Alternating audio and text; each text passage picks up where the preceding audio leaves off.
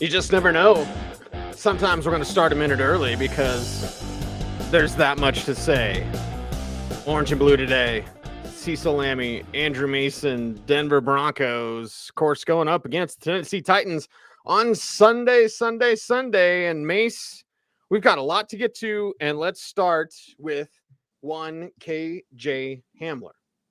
Yeah, not good. Not good. When you're talking about hamstring and KJ Hamler, this is part of the reason why he didn't go in the first round in 2020. He's been battling issues off and on and throughout his career. And so today he lands on the injury report listed as limited, reported first by our contributor, Mike Kliss from Channel 9 with a hamstring issue.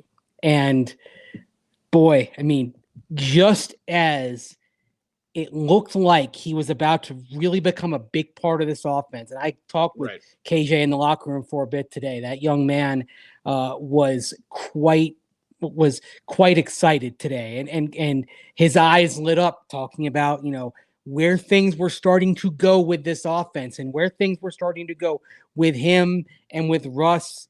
And man, I mean, just on a personal level, you hate seeing that. But for the Broncos in general, I mean, so much of what they did against Jacksonville, opening things up, started with KJ Hamler. Greg Dulcich, getting some big plays, started with KJ Hamler, helping create space for him. It's bad news for the Broncos if KJ can't go on Sunday. Yeah, bad news, and not what you want to see coming out of the bye. We saw a similar thing with the Chargers and Keenan Allen. Like, you got worse. Didn't Jonathan Taylor get worse during the bye too? Like, for some reason, there's some sort of setback, or you take a week off and then you come back, and it's going to be a concern with KJ Hamler. No matter how healthy he is, that's always going to be lingering there.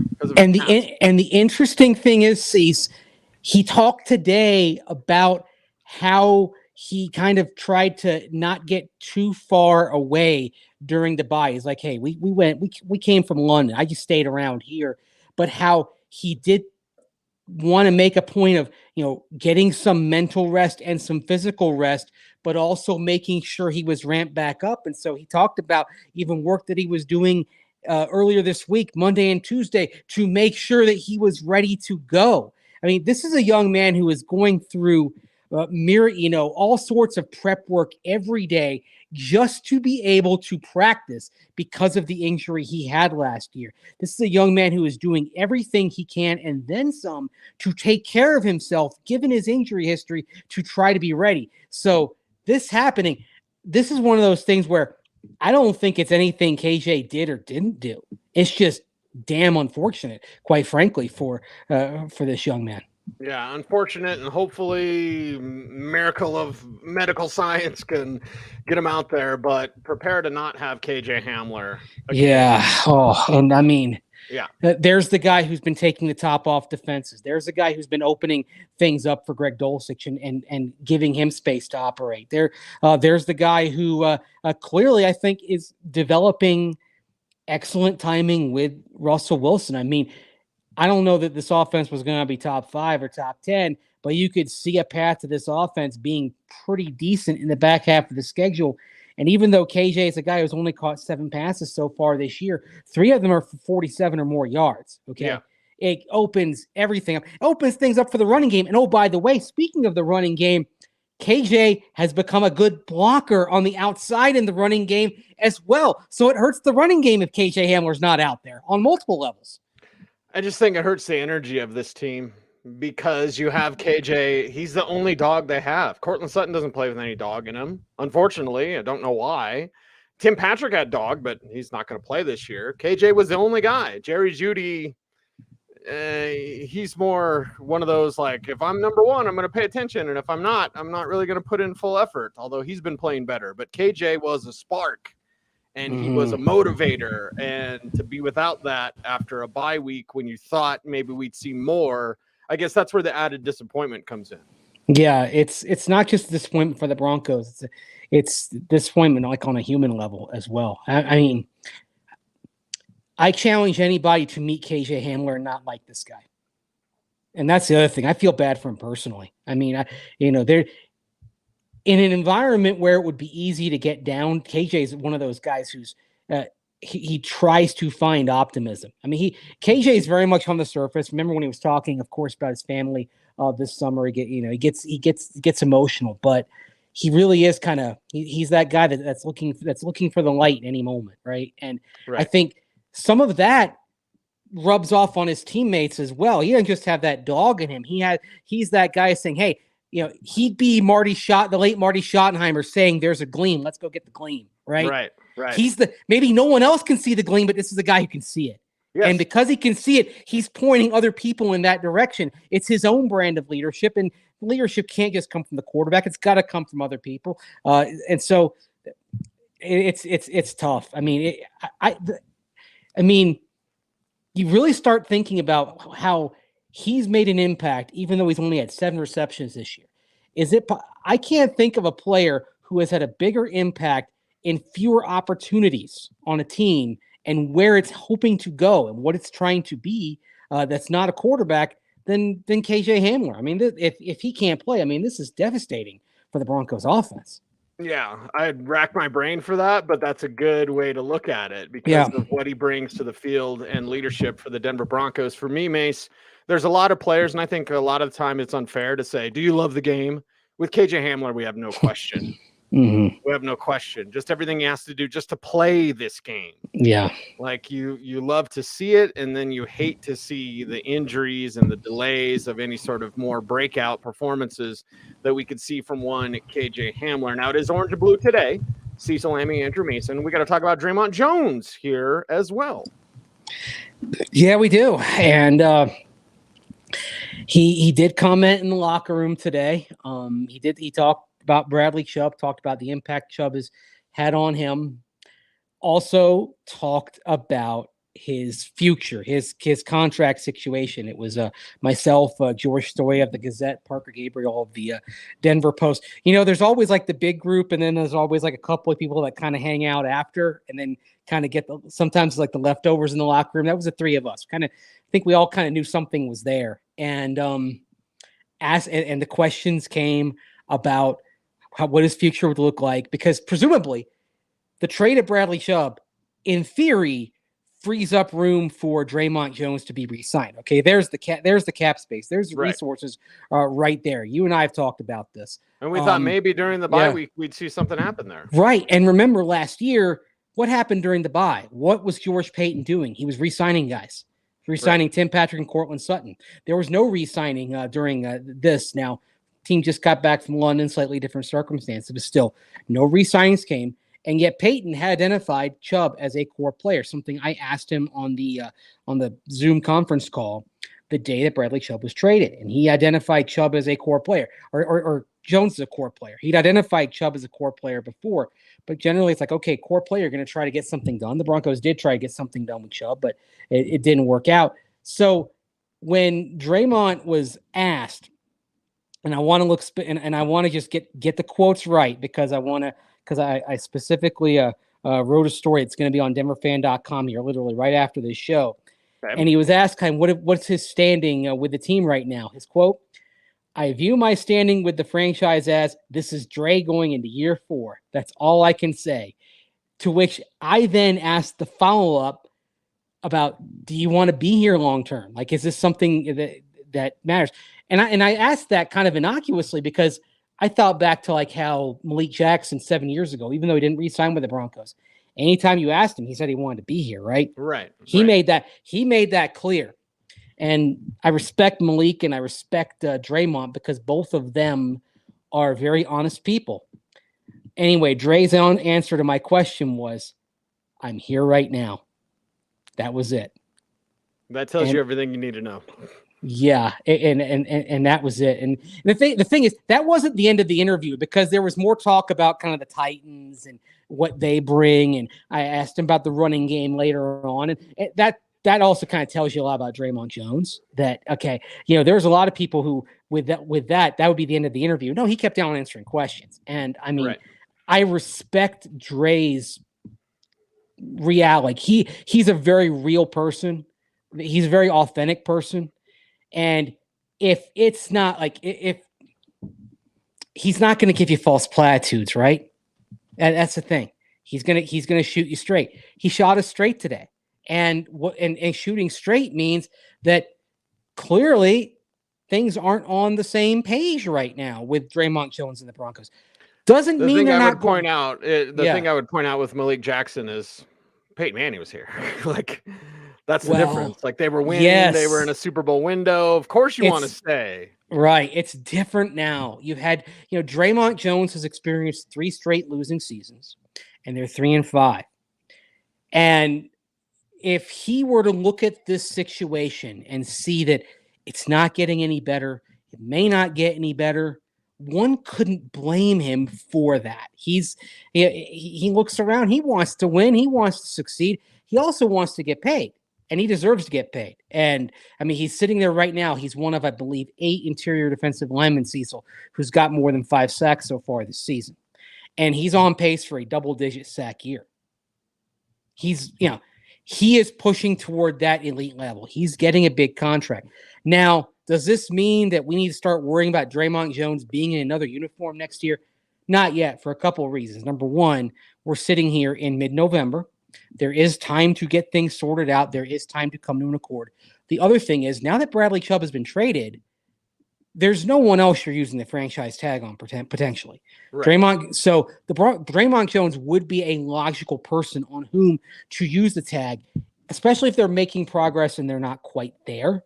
So I don't think this is an end. It is a little bit concerning right now as we sit here on November the 9th. I don't think this means Draymond Jones has one foot out the door.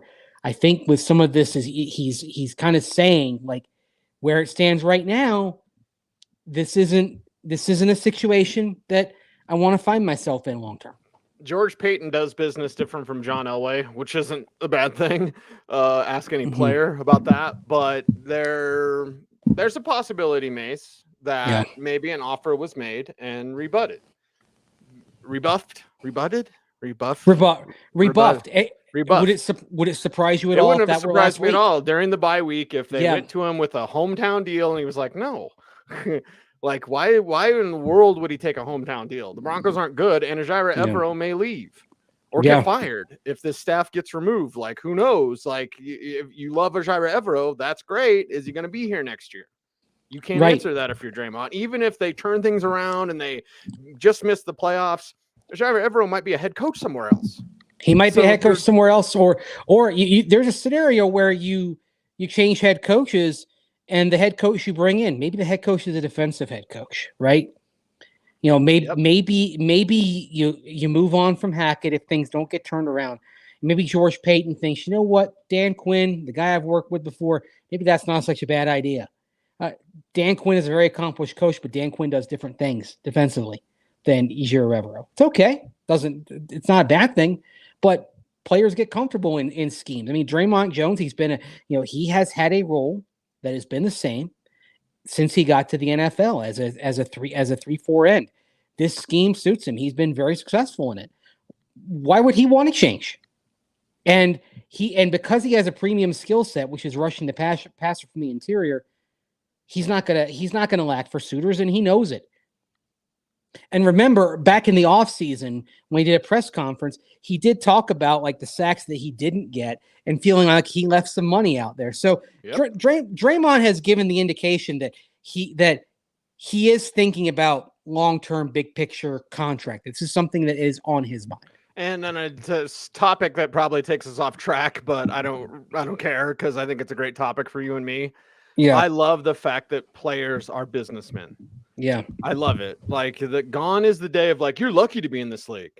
Gone are those days. Like, you work your ass off to get here. If you're like KJ Hamler, it just does whatever to get on the field, and his career is probably going to be short. I don't want to be a doomsayer with KJ Hamler, but you and I've seen it enough. How many guys like him wash out in 4 years, and never plays again because his hamstring won't get right or whatever. Yeah. Like, if you're Draymond Jones, I love the fact that guys are like, no, this is my business. And the significant amount of money. Ask Derek Wolfe and ask Malik Jackson. Now, things worked out differently for each one of them, but Malik Jackson got, twice as much money as Derek Wolfe? Yeah, he did. Yeah, it was significant. Yeah, and the other thing also, you mentioned Hamler. I mean, this is another show topic entirely. I mean, we're dealing with yet another hamstring injury for the Broncos. I mean, this is if he misses time with a hamstring, he becomes the eighth different player that's missed at least one game this year with a hamstring issue. 8. I mean, that's. Yeah.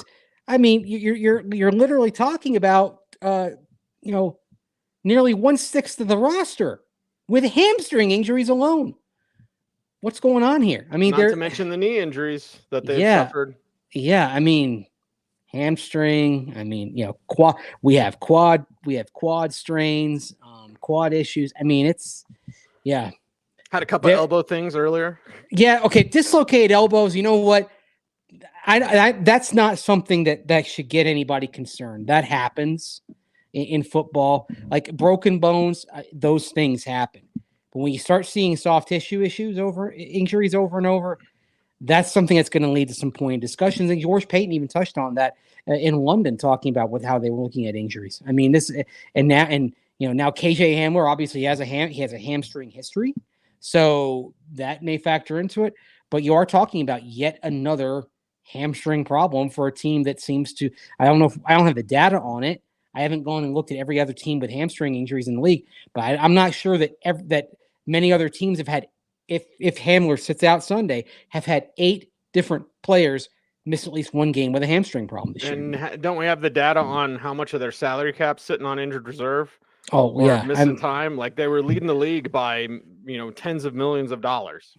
Yeah, and they got Justin Simmons off that. So there was a brief moment where it was looking really bad when in the period before Simmons got off IR, and then when Garrett Bowles went on to IR. But yeah, you've got Tim Patrick sitting there. You've got Garrett Bowles sitting there. You got Randy Gregory still there. Now, Gregory was on the side field today rehabbing, so he's getting closer.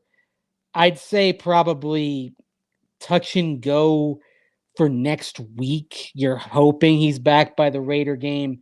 I'd be surprised if he's not back by the Carolina game.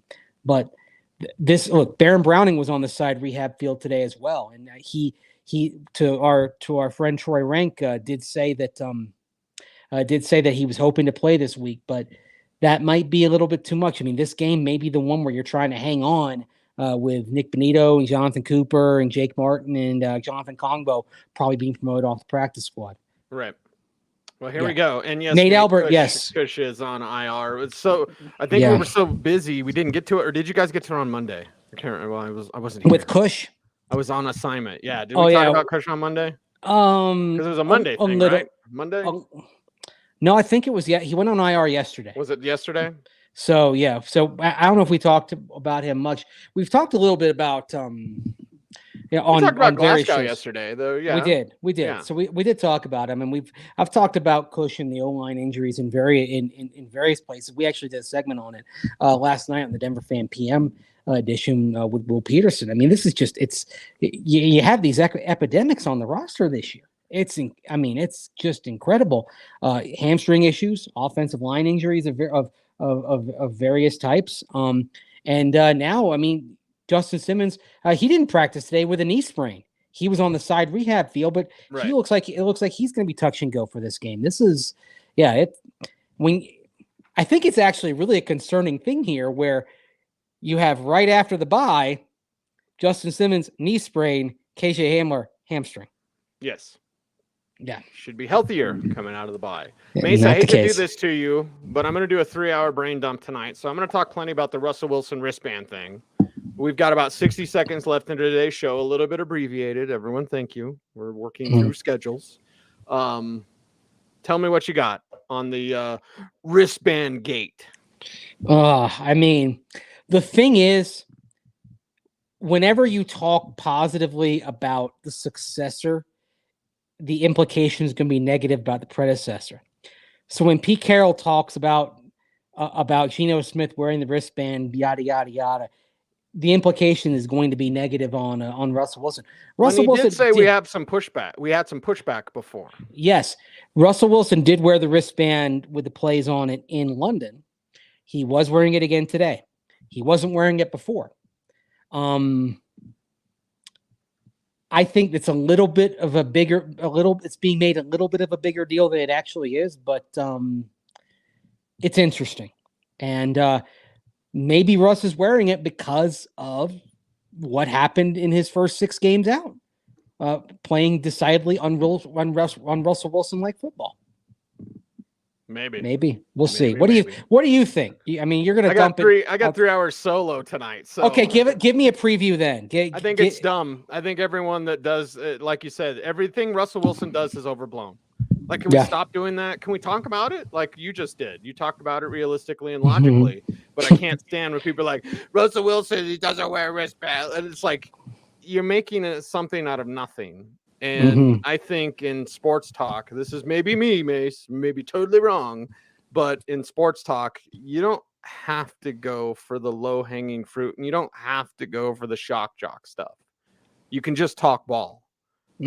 And that's where my heart lies, is just talking ball. That's why we do this show. That's right. Andrew Mason, Cecil Lammey, Orange Blue today. Sometimes the segues just write themselves. He's Mace. I'm Cease. It's BFD to watch OBT, and we thank you. Be safe, be kind, know that you are appreciated. Stay tuned, and as always, stay frosty.